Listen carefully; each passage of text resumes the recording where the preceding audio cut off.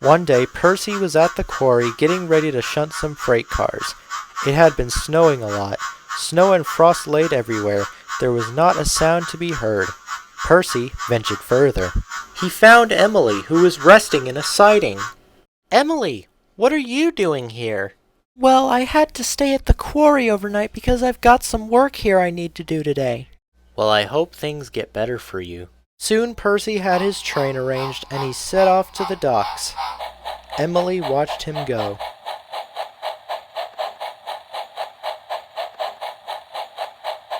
"Don't worry, Emily," said her driver. "I'm sure we'll find something to do." Her wish came true the next day when she had to take a goods train to the docks. "Psst," she whispered to the trucks. "Will you bump me and Thomas tomorrow when we get to the level crossing?" The troublesome trucks sniggered to each other. "Yeah, let's actually do it," said one to another. But their chance was executed the next morning as Thomas and Emily became ill, which led to James taking over for them, and was handling it very well. But as he got to the level crossing, things started to go wrong. "You know what? Forget it," said the trucks. "Let's bump James instead." And the others cackled to each other. On, faster, faster. James was surprised, and he began to go faster. "What shall I do? I can't stop. Help, help." He applied his brakes, but his wheels just slid on the icy tracks. "Huff, huff, ho, you're too slow. We'll give you a push to help you go," sang the trucks. James fought hard, but still they forced him on and on through a junction where Arthur was at. Then there was trouble. The track wasn't finished. The bridge workers had to bring more supports and bricks to the bridge to finish it.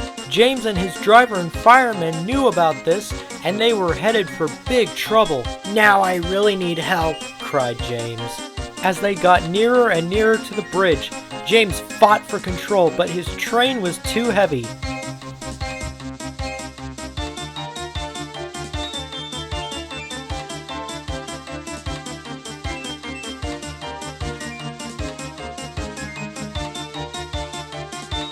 Then everything happened at once.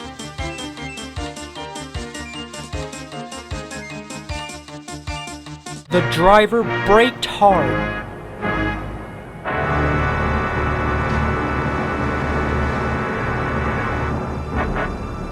James was now hanging off the edge, but with his wheels treading like a tightrope over the abyss. "Help!" cried James. "I'm going to fall!"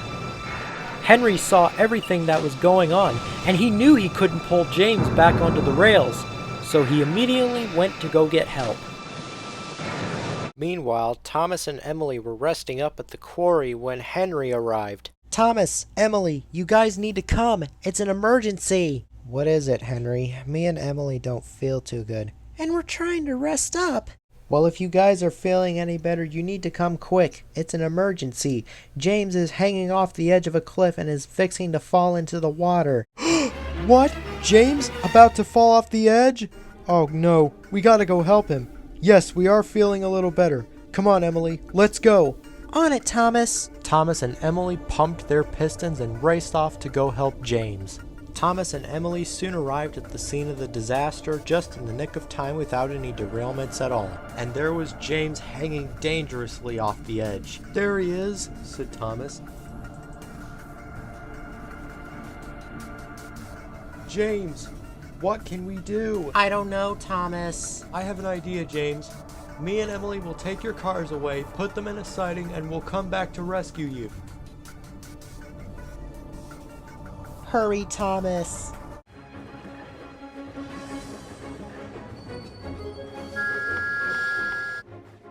"I sure do hope Thomas and Emily come back to rescue me." "Don't worry, James. We're back to help you." "Oh, thank gosh." "We told you we would be back to help you." "Hurry, Thomas." "All right, James. Time to pull you back." "Are you sure you can do this, Thomas?" "Yes, James. I'm sure I can do this. Ready or not? Here we go." Whoa, oh, trembling tracks. Whoa. Hold on, James. Whoa,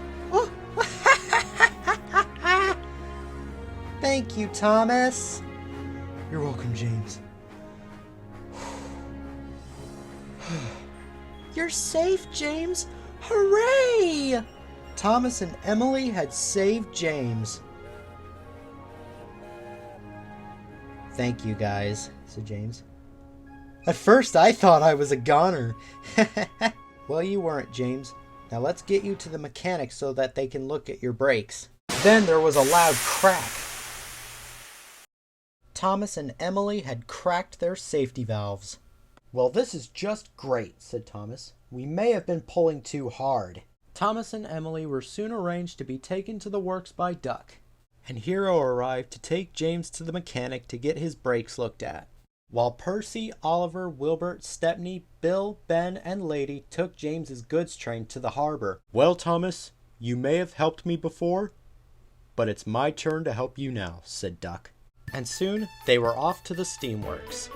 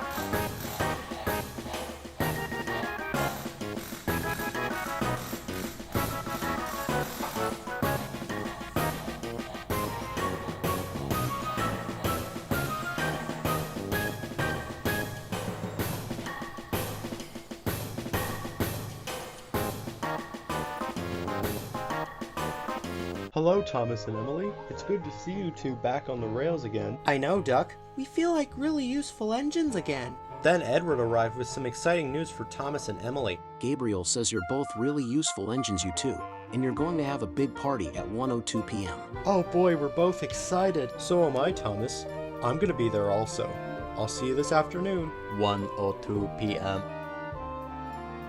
It's my great pleasure to declare Thomas and Emily the hero of the railway they are. And I especially declare Thomas the 2 times ultimate hero he is, because he saved Henry, then he saved Duck, and now he and Emily saved James. And not only that, Thomas, Emily, Duck, James, all of you guys will be going on a holiday trip tomorrow. Thomas, Emily, you guys are really useful engines. I know. And we always will be. Congratulations, you two. Thanks, Henry.